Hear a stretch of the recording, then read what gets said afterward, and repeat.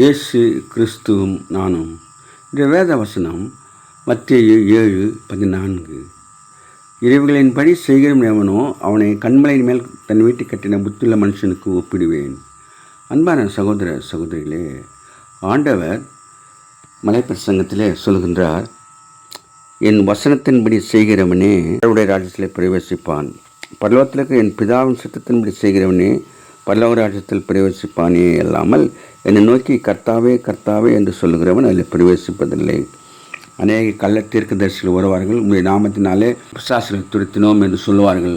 ஆண்டவர் நான் உங்களை அறியேன் என்று சொல்கின்றார். என் வசனத்தின்படி செய்கிறவனே கண்மலையின் மேல் கட்டின வீட்டைப் போல இருப்பான் என்று சொல்கின்றார்.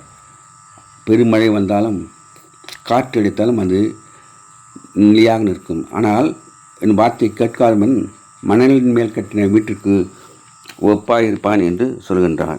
பெருமழை சொரிந்து பெருவெள்ளம் வந்து காற்று அடித்து அந்த வீட்டின் மேல் மோதின போது அது விழுந்து முழுவதும் அழிந்தது என்று சொல்கின்றார். அந்த விதமாக நாம் கற்பாறையாகிய இயேசு கிறிஸ்துவின் மேல் நம்முடைய விசுவாசத்தை கட்டுவோம். நாம் அவரை நம்பி வாழ்வோம்.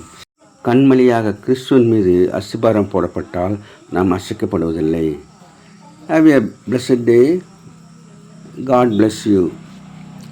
Give your heart to God, your hand to man. Live in God's word, live on your knees. Thanks for watching. Like, share, subscribe.